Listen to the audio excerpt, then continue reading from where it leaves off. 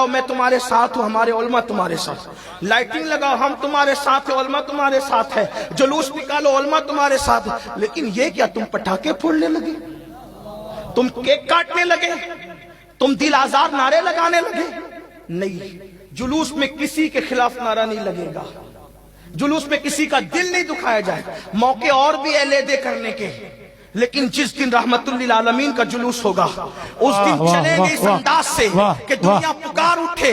1400 سال کے بعد ڈسپلن کا یہ عالم ہے تو مدینے کی گلیوں میں آمنہ کا لال کیسے چلتا ہوگا ہمیں۔ اور پھر آپ سے کہتا ہوں ڈی جے ایسے لگاتے ہو، مریضوں کا خیال ہے معاذ اللہ، نہ بیماروں کا خیال ہے نہ پڑھنے لکھنے والوں کا خیال ہے۔ یاد رکھنا علماء اہل سنت نے کسی بدعت کی کبھی تائید نہیں کی ہے، اور یہ جو کیک کاٹنے کا سلسلہ لائے ہو، کوئی 50 کلو کیک بنا رہا ہے، کوئی 200 کلو کیک بنا رہے ہیں، اگر کیک بطور تبرک فاتحہ کے لیے لائے ہو تب تو ٹھیک ہے، لیکن کاٹ رہے ہو، تم کاٹ رہے ہو، کیا تمہاری ولادت کا دن ہے؟ شرم نہیں آتی تمہیں کیا حق بنتا ہے؟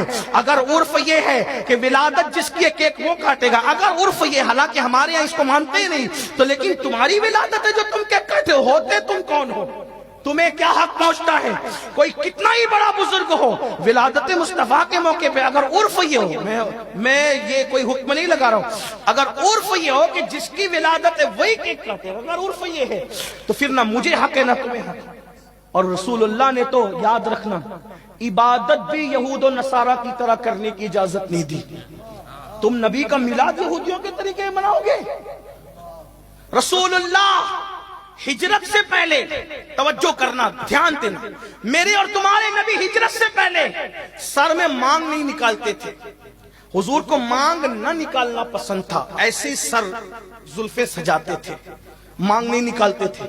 جب مدینہ شریف ہجرت کر کے آئے تو دیکھا کہ یہودی مانگ نہیں نکالتے ہیں، اللہ کے رسول علیہ السلام نے مانگ نکالنا شروع کیا۔ کیوں؟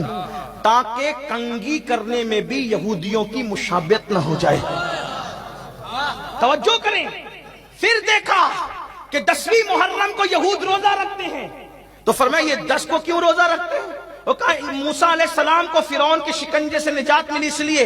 فرمایا موسیٰ تو ہمارے نبی، ہم ان سے زیادہ خوشی منانے کے حقدار ہیں، ہم بھی رکھیں گے لیکن ان کی مخالفت کریں گے، ہم صرف 10 کو نہیں رکھیں گے، 9 کو بھی ساتھ میں رکھیں گے تاکہ یہودیوں سے ہم الگ ہو جائے۔ جو نبی نے عبادت میں ان سے مشابہت گوارا نہ کی، کنگھی میں مشابہت گوارا نہ کی، مسلمانوں بتاؤ تم گناہ میں ان سے مشابہت کر رہے ہو، بدعتوں میں ان سے مشابہت کر رہے ہو، شادی کا موقع ہو تو نچنیوں کو نچاتے ہو، فضول خرچی کرتے ہو، اللہ اکبر، ڈھول بجاتے ہو، تاشے بجاتے ہو۔ یاد رکھنا کس منہ سے نبی کے عشق کا دعویٰ کرتے ہو؟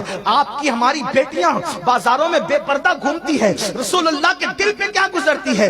جو نبی بغیر کنگھی کے معاملے میں کافر اور مشرکوں کی مشابہت کو گوارا نہ کرے، آج ہم نے اپنی بیٹیوں کو مشرک کی بیٹیوں کی طرح بازاروں میں بے حجاب کر دیا، بے نقاب کر دیا۔ بیٹیوں کی شادی ہو رہی ہے، نچنیے لائے جا رہے ہیں، ڈی جے بجائے جا رہے ہیں، گانے بجائے جا رہے ہیں۔ سوچو تو صحیح کہاں جا رہے ہو، کس نہج پہ جا رہے ہو؟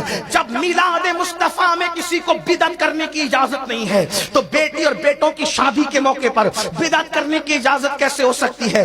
سنو، میرے نبی نے فرمایا بدعتیوں کو سلام نہ کرو، بدعتی بیمار پڑ جائے اس کو دیکھنے مت جاؤ، بدعتی مر جائے اس کا جنازہ نہ پڑھو۔ کتنی بدعتوں میں مبتلا رہو گے؟